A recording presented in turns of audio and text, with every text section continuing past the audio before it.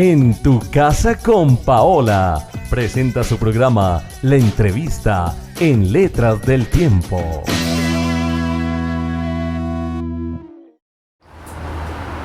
Hola, ¿qué tal amigos? Bienvenidos una vez más a En tu casa con Paola, la entrevista en Letras del Tiempo. Hoy tenemos un invitado muy especial y es un gran gusto y un honor presentarles a ustedes a Álvaro de Jesús. ¿Cómo estás, Álvaro? Bien, muchas gracias, Paola. Es un gusto estar aquí contigo. Bueno, muchas gracias. Él es escritor, columnista y conferencista desde hace ya algunos años. Cuéntanos, Álvaro, digamos, ¿quién eres tú? ¿Qué haces? ¿A qué te dedicas? ¿Sobre qué escribes? Bueno, todo tiene una historia, ¿no?, que se puede ir enlazando. La base de lo que yo hice toda mi vida fue el comercio. En eso fue, digamos, el sostenimiento mío y de mi familia. Ya el escritor nace en otro punto de la vida. O sea, viene desde antes, pero surge en un momento muy trascendental a través de una enfermedad que tuve muy grave, y allí es donde nace el escritor. Les cuento, Álvaro de Jesús casi que volvió a nacer. Él tuvo un cáncer de médula, le hicieron un trasplante de médula, así que ustedes pueden imaginar todo lo que tuvo que vivir, y sobre todo por esa personalidad tan alegre que siempre lo ha caracterizado a Álvaro, ese positivismo, esa alegría de vivir que lo sacó adelante y que lo vemos que está muy bien. Sí. Bueno, sí, claro. Después de semejante travesía y de semejante... Entonces es allí, en esa época de hospital, en esa época de esa experiencia tan fuerte. Cuéntanos, Álvaro, ¿qué estabas viviendo tú en esos momentos? ¿Pensabas casi que volviste a nacer? ¿Cómo fue eso? Sí, o sea, cuando le diagnostican a uno cáncer es como si le pusieran al frente una lápida, ¿no? Un certificado de defunción, más o menos es lo mismo. Sí. Entonces la decisión que yo tomé desde el principio fue no convertirlo en una tragedia ni para mí ni para mi familia. Entonces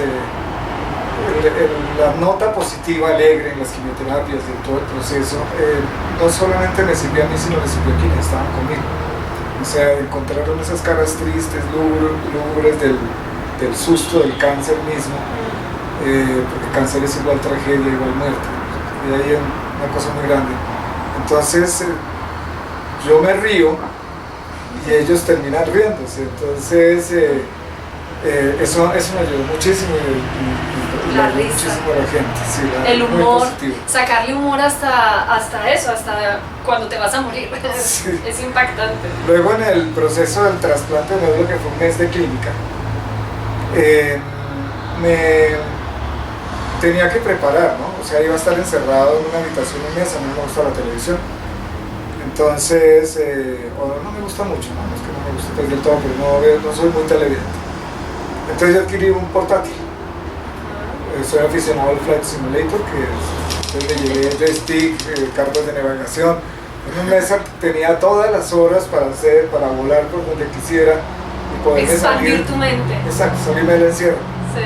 Había un sacerdote que me subía todos los días a la Eucaristía, los primeros 15 días que podía entrar a la habitación, y conversamos. Él siempre llegaba de último a la habitación y se quedaba por ahí una hora y media conversando conmigo.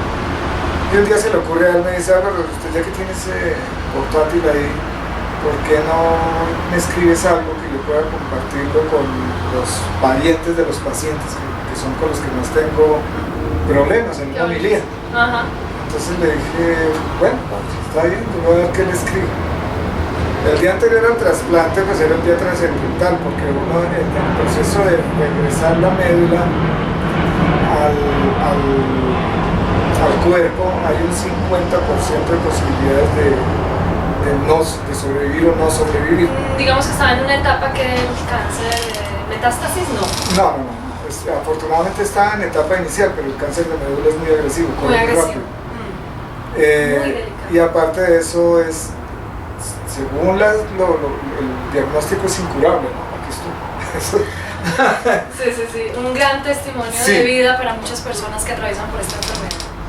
Entonces yo le hice el escrito al cura que lo titulé Dios fuente de vida.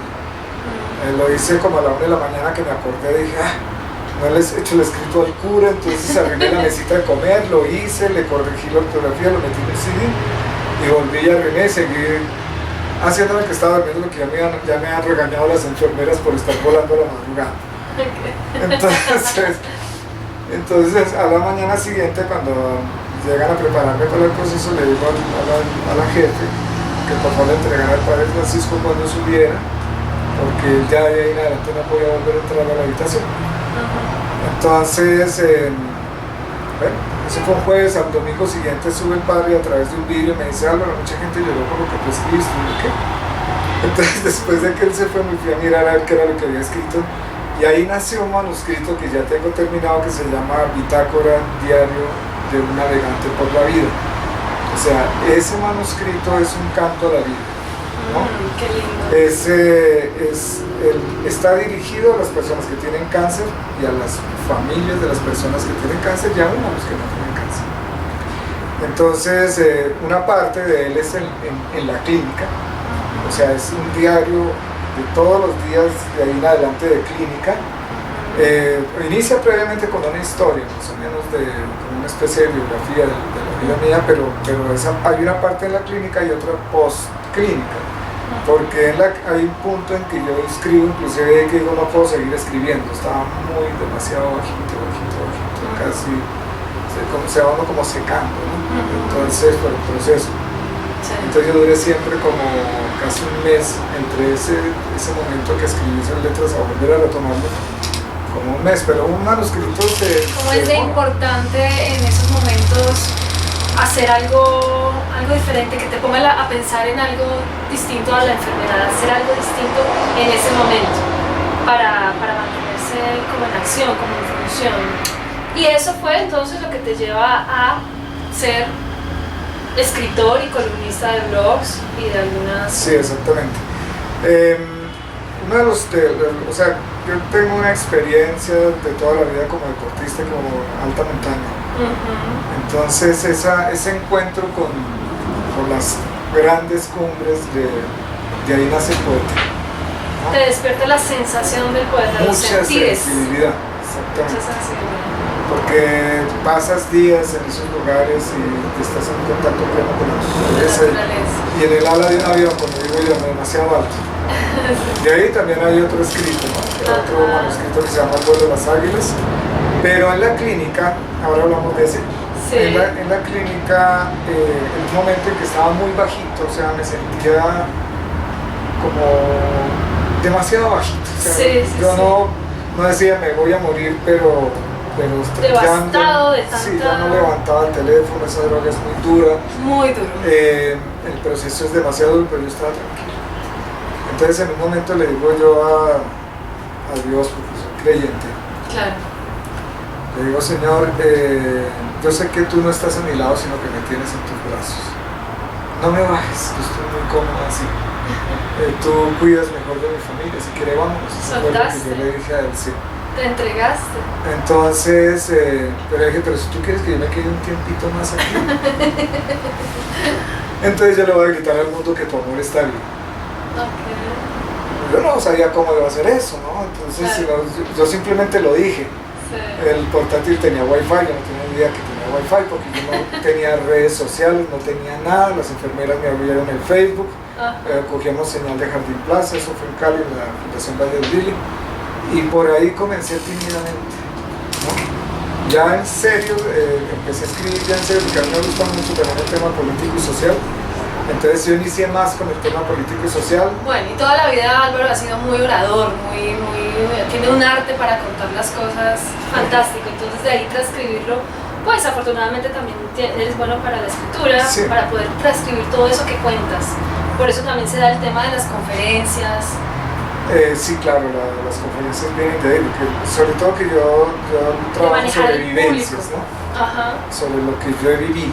Sí. Entonces en las conferencias las he hecho sobre ventas y mercadeo y también en conferencias a comunidades, conferencias espirituales. Entonces siempre es en base a vivencia, ¿no? Yo no tengo métodos, yo le lanzo a las personas retos para que cada cual haga su propio método. Como debe ser, claro. No una receta, no es que Álvaro nos vaya a dar una receta sobre cómo vivir la vida, sino a través de su experiencia que podamos aprender sobre algo que él ya ha vivido.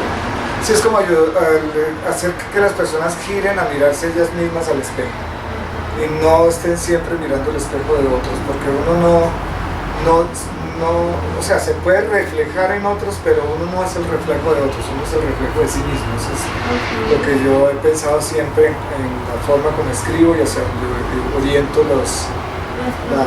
este manuscrito que tú dices del hospital se llama Bitácora, para que el que se quiera, el que la quiera leer, ¿cierto? ¿La encuentran dónde? ¿En tu blog? En mi blog, porque ese no lo escribí para que tuviera una finalidad lucrativa. Ajá. Entonces lo he regalado y lo han descargado. Ahí está, el que quiera, yo le doy el link y lo puede, el enlace pues, y lo puede descargar. Okay. Que seguramente aparecerá en sus pantallas en este momento. Y el manuscrito que también pueden encontrar es El vuelo de las águilas, que es todas estas aventuras que has tenido, que tuviste en las cumbres, en las montañas, cuando eras escalador, cuando te gustaba ir hacia las alturas y alcanzar metas, digamos, en este plano físico de la Tierra. Sí, nosotros somos, yo creo que el segundo, máximo el tercer grupo en el Valle del Cauca, que logramos cruzar los farallones de Cali de extremo a extremo, o sea, desde Pance hasta Peñas Blancas. Entonces, toda una aventura. Toda una aventura. El vuelo de las águilas es precisamente eso. El título, o sea, duramos 4 años conociendo las dos puntas para lograr hacer el centro, que era la parte más difícil. Entonces fueron 9 días con 9 campamentos diferentes sobre 4.000 metros de altura. O sea, con los vientos cruzados del Pacífico y el valle, es una aventura bien fuerte. Eso está para hacer una película. Casi. A mí ya me lo dijeron. Entonces, allá arriba, en una... Como el Everest. Bueno, no tanto, sí. pero es una aventura muy fuerte. O sea, yo hice casi 20 años de alta montaña. Y estuvimos en Cumbres Nevadas del Cocuy y de la Sierra Nevada de Santa Marta. Una experiencia rápida, así, de una anécdota de cuando subías esas montañas, algo, un miedo que hayas sentido en algún momento, me caí, me quedé, no pude, no sé. Bueno, precisamente los farallones, uno de los participantes era un joven, más joven pues de todos. Y el papá me dice, me trae el muchacho, ¿no? O sea, la requería pues de mucho tesón. Nosotros en ese tiempo no había celulares, uno no podía llevar radioteléfono porque es muy pesado. El equipaje, lo que iba a cargar era muy limitado, entonces estábamos completamente incomunicados de los 9 días, durante 8 días. O sea, no sabían dónde estábamos ni qué nos podía pasar, nadie podía saber nada. Entonces éramos un radiecito chiquito. ¿Cuál era la sensación cuando sentías la naturaleza? En las noches un poco temor, porque no sabíamos qué podía suceder al día siguiente. Pero cuando amanecía, uno amanece con el día, ¿no? Se despierta y hagamos. Entonces en un filo, en una piedra grande que fue muy vertical, comenzamos nosotros a subirle en zigzag.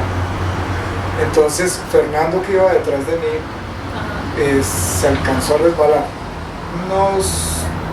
yo no sé, 10 centímetros, no sería más, pero sintió que se resbaló porque la roca estaba con musgo y nosotros no teníamos forma de llevar equipo para poner ganchos, y además esa roca no se presta para eso.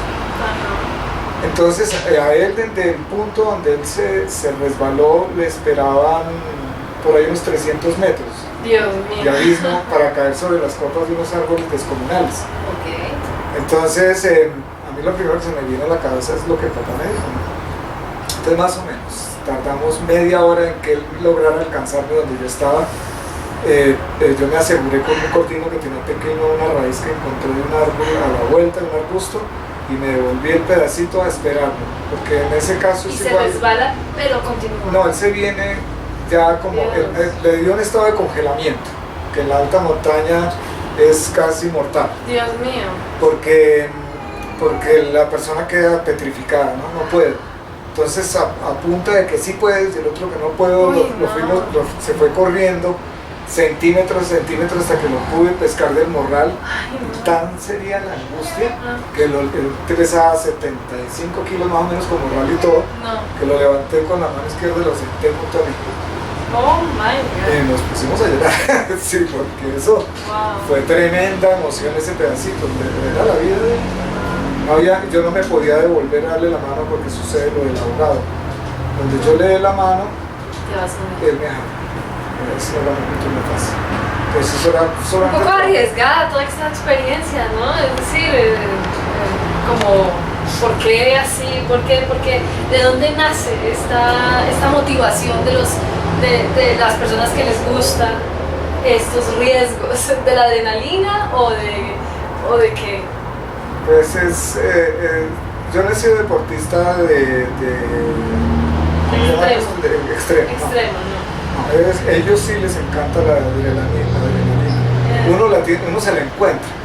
Sí. ¿Ya? Porque una aventura como esta, como te digo, uno no sabe paso a paso. Por eso es que ese manuscrito del vuelo de las águilas es tan interesante, porque es llevar una luz a ese manto de misterio que tienen los pabellones de Cali en su centro. Porque la gente sube por un lado y sube por el otro, pero es que el centro es el desconocido y ahí es donde está la aventura. Eso lo podemos traspasar hacia la vida real, ¿no? Sí, claro. El paso a paso, el ir por la vida improvisando un poco, pero agarrado del deseo de vivir también. Claro, eso fue parte fundamental en el proceso. Cómo nos acompañamos, cómo vamos en equipo, cómo trabajamos juntos, cómo somos cómplices. Ahora que lo mencionas, al final de ese manuscrito digo yo que habíamos creado una sociedad diferente. Entonces alguien me decía, bueno, pero ¿cómo una sociedad? Eso es que una sociedad, una sociedad parte de dos personas. Ajá. Y éramos 4. Entonces allá arriba todos los valores que se tienen acá no existían. No existe el título profesional. No hay capitalismo, no hay religión, no hay nada. Nada. Seres humanos. Exacto, ahí lo que vale es el compañerismo. Se puede hacer una expedición de esas si el grado de compañerismo alcanza, como mínimo tiene que tener un 90%, porque uno siente el compañero como parte. Esa es la riqueza, porque ya no puedes comprar nada. El dinero no te sirve para nada. No te sirven títulos, no te sirve nada, solamente tener esa capacidad de sobrevivir apoyado en el otro. Entonces, cuando llegué yo al final, dije, y en ese entonces se supone que era ateo, ¿verdad? En el año 83, dije yo, hemos encontrado la sonrisa de Dios. Qué lindo. Por esa convivencia. Hermosa experiencia y hermosa anécdota que nos cuentas, para ponerlo también como ejemplo de vida, como lo fue también tu travesía por el cáncer, una travesía. Sí, es una travesía. Bueno, estos dos escritos los puedes encontrar en Facebook, en tus blogs. El vuelo de las águilas no, el vuelo de las águilas se va, estamos mirando a ver cómo lo vamos publicando, porque eso por las fotografías y por todo es un libro de gran formato. Bueno, a Álvaro también le ha gustado mucho la fotografía, así que cuando iba por estos grandes paisajes tomaba también sus fotos. Sí, claro que en ese entonces eran las cámaras de hoy, ¿no? Eran las del rollito de correr y toda cosa, pero ahí uno podía hacer algo. Bueno, tenemos otros manuscritos que se llaman El diario de un navegante por la vida. Ese no, ese es el bitácora. La bitácora se llama El diario de un navegante por la vida, precioso nombre. Tenemos otros dos que estamos a punto de digitalizar, como dijiste. Soñando en Azul, ¿qué se trata de? Soñando en Azul es una serie de experiencias desde personales o de otras personas que no son famosos, son personas que me he encontrado a través de la vida, que hay sentimientos, personajes, narraciones, todo es como un collage de cositas. Qué bonito. Grandes experiencias tenemos en la travesía de tu vida. Tenemos también otro manuscrito que se llama Reflexiones para un domingo como hoy, que son los que están en Facebook, que podemos ver cada domingo, pero se van a pasar al libro. Sí, eso es petición de los que siguen el blog. ¿no? Sí. A mí un día se me ocurrió, yo creo que fue más o menos para el año 2011, se me ocurrió escribir un domingo por la mañana, hacer un escrito, ni siquiera se podía decir que era una columna, un escrito, pero que el tema fuera espiritual. Entonces le puse reflexión para un domingo como hoy, y al siguiente domingo volví y le puse reflexión para un domingo como hoy, y se quedó, ya es como decir una marca. Porque hay muchísima gente que espera el domingo que yo publique la reflexión. Sí. Generalmente yo la escribo más o menos entre 4 y 5 de la mañana. Bueno, Álvaro, y cuéntanos cómo ha sido ese paso de tu parte no espiritual, entre comillas, a luego ser un creyente ferviente de Dios. Bueno, el espiritual era desde el punto de vista, digamos, poético, lamentable. Eso es un contacto espiritual, pero no tenía el contacto con Dios. Entonces, el paso se da en el momento en que yo encuentro que había que mirar otra cara de la moneda.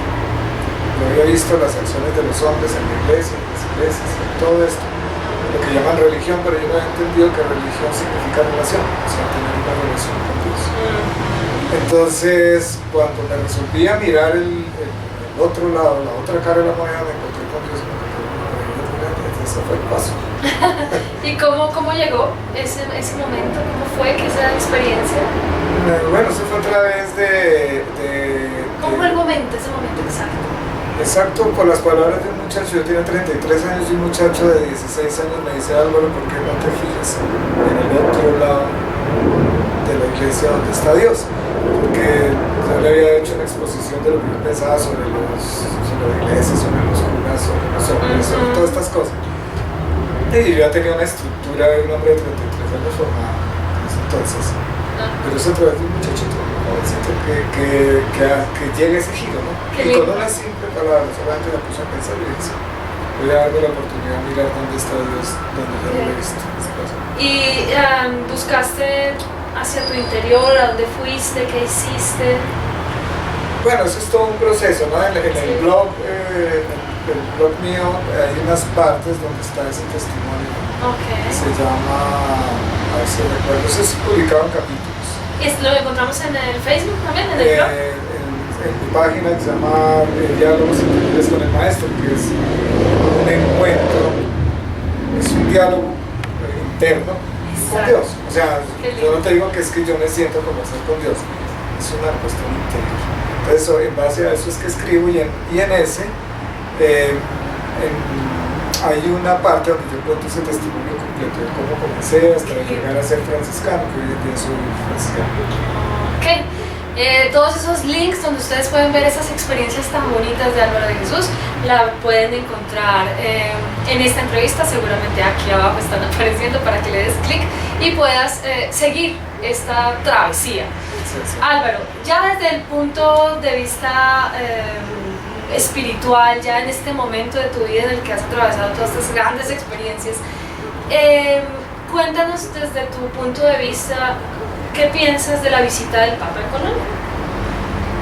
Bueno, yo creo que ha sido muy oportuna, ¿no? Sí.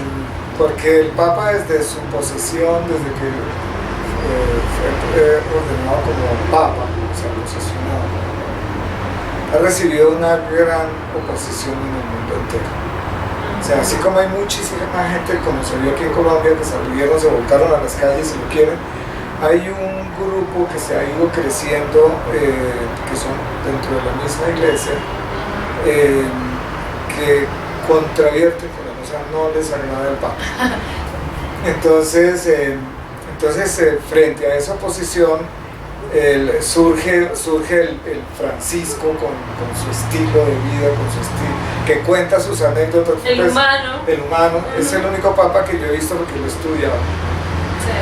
Que yo he visto que, o sea, que no le queda mal el rockstar, digámoslo así. Porque concede entrevistas como la que tú me estás haciendo aquí. Yo no he visto, los papas estaban antes como enmarcados en una seriedad, un acartonamiento, una imagen. Sí, eso. Entonces se sale de todos los protocolos y se sienta a conversar y habla de su vida, y es latino, es argentino, entonces... Como Jesús nos enseñó a charlar con todos, con el pueblo, a juntarse del pueblo, ¿no? Sí, por decirlo de esa manera. Es extraño, ¿no? Que los contradictorios, los contendientes del Papa quieran la paz, quieran el amor, quieran todas estas cosas y se opongan a una persona que está en función del amor, en función de la espiritualidad, de la bondad, de referirnos al prójimo. ¿Por qué esta contradicción, no? Es decir, podríamos pensar que no quieren. Sí, sobre todo cuando uno entiende unas cositas más de lo que las personas en general, que se sienten en una banca de la iglesia entienden, uno logra como asimilar esto.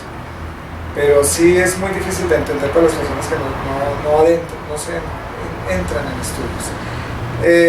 Lo podríamos resumir de esta manera, con lo que el Papa le dijo a los obispos aquí en la nunciatura aquí en Bogotá. Les dijo: ustedes no son técnicos, ni son políticos, son pastores, úntense de oveja. Esas fueron las palabras de él a los obispos. ¿Qué quiere decir esto? Técnicos en cuanto a que toman el magisterio de la iglesia, la tradición de la iglesia, y lo convierten en una ley. Jesús vino a desatar esa convicción de ley para transportarla al corazón, o sea, que las cosas se hagan por amor, no por obligación. Entonces, cuando les dicen no son políticos, es porque ellos no quiere decir que no se interesen en la realidad de los países y en lo que está sucediendo socialmente, sino que no tienen ellos que meter las manos en la política, porque eso es un manejo exclusivamente para los que no son religiosos, los que son los laicos. Su oficio es, cuando les dicen, pastores. O sea, darse a la gente, salir de sus oficinas, sentarse entre las ovejas y mirar a ver qué es lo que está pasando, porque cuando se hacen técnicos se corre el peligro de pasar un solo rasero sobre las cabezas de todos. Entonces es más fácil, ¿no? Porque tú no tienes que trabajar, y eso hace más o menos la ley. Si usted se viola el semáforo, tiene una multa de 300.000 pesos. Y es un rasero para todos. Sí, claro. En este caso no puede ser el mismo rasero para todos, porque cada persona es un mundo y cada persona es una historia, y tiene que ir a esa historia.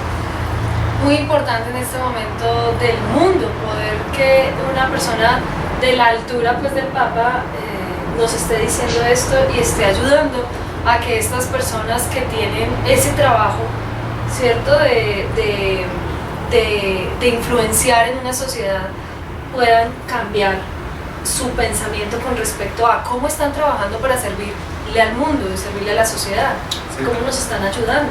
Sí, exactamente. Porque son servidores, entonces es un llamado muy importante. Tú lo dijiste, servidores. No están allá arriba. En el curvito. No, Jesús se quita, se baja de su deidad para hacerse uno como nosotros. Si lo hace Jesús. Exacto. Yo digo, nadie, el discípulo no es mayor que su maestro, de manera que cuando él se quita, se pone un delantal y toma una toalla y lava los pies a los apóstoles, ahí hay una cosa muy interesante. No necesariamente estaba instituyendo el lavatorio de pies para las ceremonias de Semana Santa, eso es lo técnico, sino estaba poniendo un ejemplo, porque lavarle los pies a alguien para esa cultura era un acto de humillación muy grande. La historia nos cuenta en la escritura que Dios visita a Abraham en su tienda, y a Abraham le pasa una ponchera y una toalla con agua y una toalla para que Dios se lave los pies, no se los lava.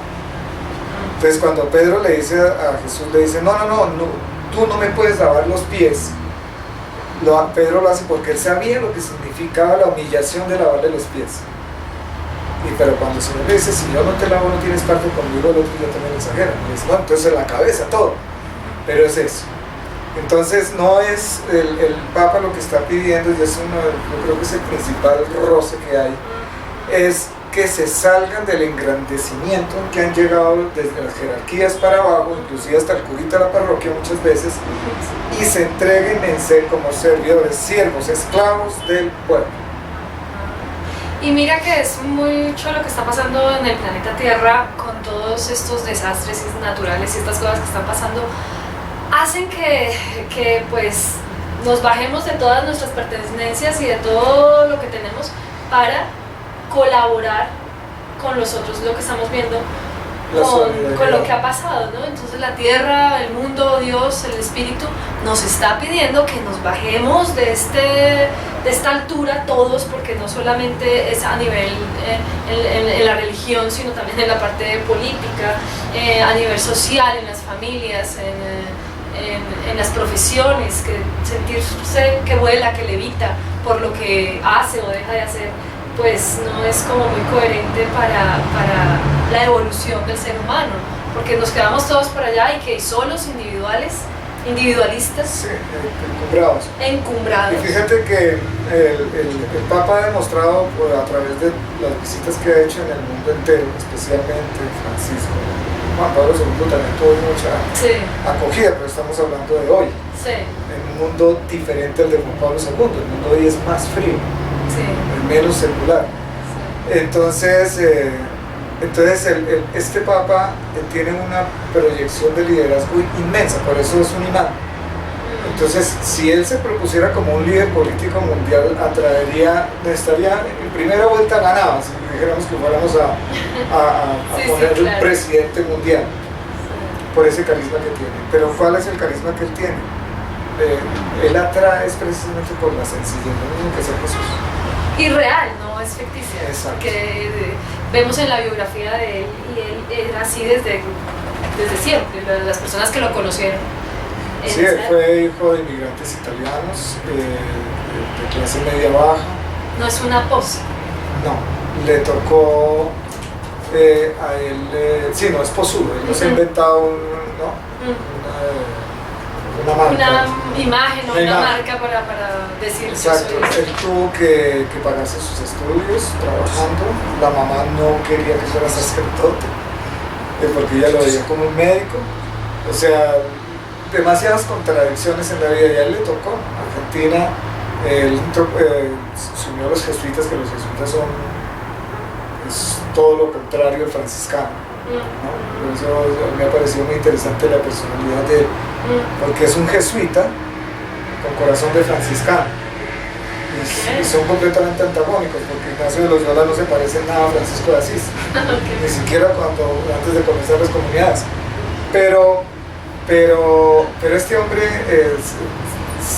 el corazón de franciscano le nace en las villas en Buenos Aires, que es como decir las favelas en Río de Janeiro, o lo que son los lugares deprimidos, aquí en Colombia, los extramuros de las ciudades donde está la gente muy pobre. Entonces él comenzó a untarse de oveja. Claro. Y él nunca, él llegó a ser el cardenal primado de Argentina, en Buenos Aires, la máxima autoridad en Argentina, y nunca tuvo un vehículo propio. Él andaba en bus, porque le gustaba sentarse en el bus con la gente, y llegaba a los barrios donde llegaba, caminaba. Siempre ha sido así. Ese ha sido su naturaleza. Entonces no podemos esperar que siendo papa hiciera lo contrario. Claro. Entonces obviamente le ha tocado un poquito los protocolos, bueno, pero él se ha hecho uno con nosotros, como lo hizo Jesucristo. O sea, me parece que es un excelente mensajero de Dios. Bueno, son dos personajes completamente antagónicos, Francisco de Asís e Ignacio Loyola. Francisco de Asís era un joven disoluto, hijo de un rico, lo que podemos decir hoy en día un rumbero, y Ignacio Loyola militar. Entonces, herido en la batalla y todo esto. Entonces, cuando estos dos hombres llegan a la conversión, llegan desde dos ángulos completamente diferentes. Y ambos aportaron, porque eso es lo que llamamos los carismas de la iglesia, ambos aportaron, como otras comunidades lo han hecho, salesianos, otros, un refresco a la iglesia, ¿no? a que se puedan mirarse muchas personas de diferentes formas. Claro. Una inclusión, como podemos ver con el Papa ahora saludando a los indígenas, teniendo relación, incluyendo a diferentes religiones. Claro, este Papa ha sido criticado mucho porque creen que él va a hacer una amalgama, ¿no? Una sola cosa, y hacer una iglesia unida de todo con todo, entonces no. Esa unidad no la está pidiendo. Francisco de Asís, en su época, él viajó hasta conversar con el sultán, en el momento en que estaban en las cruzadas, en el momento más álgido de la batalla entre la Iglesia Católica y los musulmanes, y conversó con el sultán. Juan XXIII fue el primer papa que abrió las puertas al diálogo interreligioso. Las últimas palabras de Juan XXIII fueron, antes de morir, fueron: es necesario que haya diálogo entre las religiones si queremos que haya paz en el mundo. De manera que yo lo estaba visualizando. Juan Pablo II lo hizo en cierta manera. Benedicto fue un poco más, no avanzó mucho en eso, pero viene Francisco y lo retoma, porque no es venga, nos juntamos y hacemos una sola masijo. No, claro, porque pues hay que reconocer la diferencia de culturas,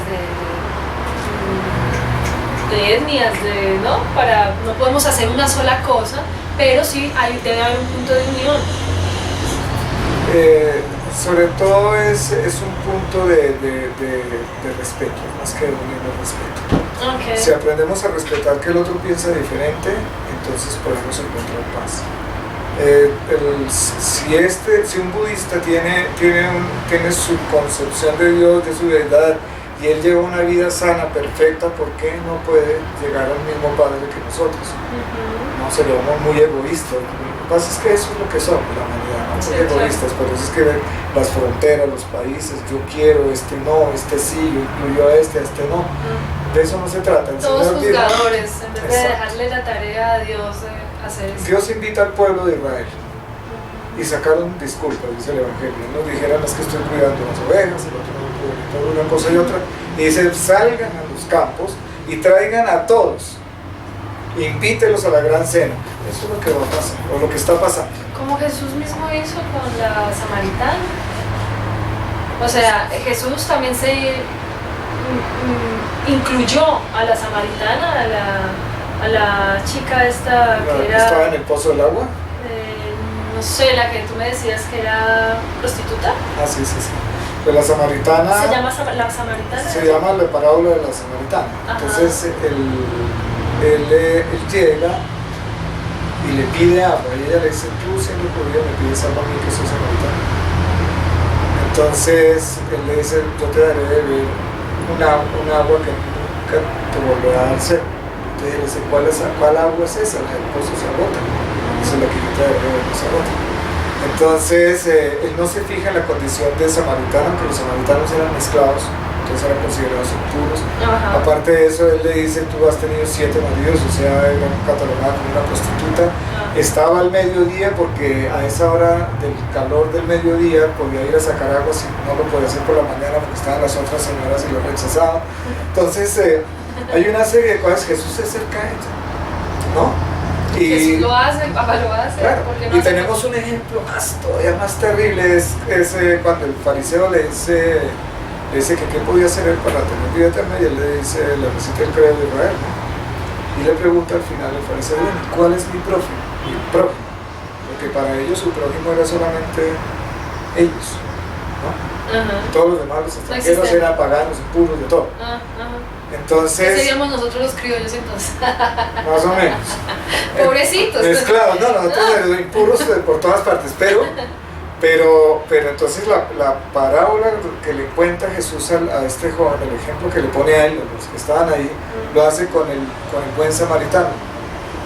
2 levitas que subían para el templo, al pasar ven un hombre que habían asaltado, tirado y mal herido, hacen un rodeo y siguen hacia el templo sin auxiliarlo.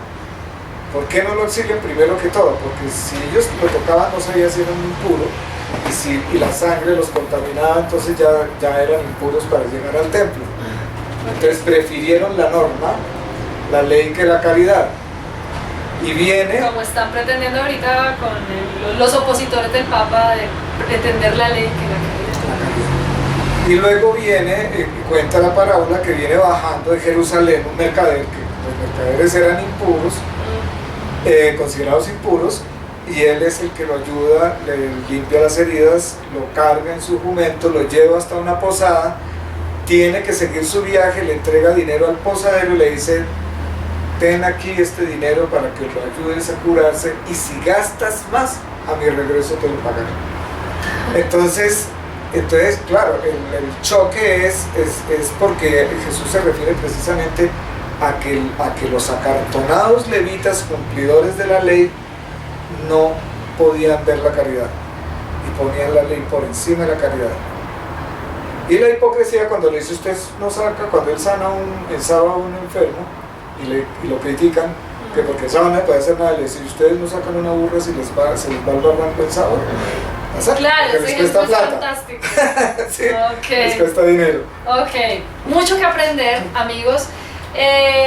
Álvaro de Jesús es también conferencista, así que para los que quieran y para las empresas, para, no sé, algunos colegios que puedan informarse sobre todas estas cosas que Álvaro nos puede enseñar, es muy importante que se vinculen y lo contacten a este blog de Álvaro de Jesús.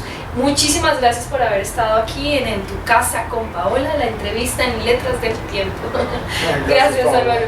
Que estés muy bien. Hay muchas cosas por seguir hablando, es mucha tela que cortar. Pero bueno, aquí seguiremos hablándoles un poco más de Álvaro de Jesús en la próxima oportunidad. Palabras sencillas, ¿no? Lo que yo escribo y lo que en las conferencias, en palabras sencillas. En palabras de tú a tú. Adiós. Hasta luego.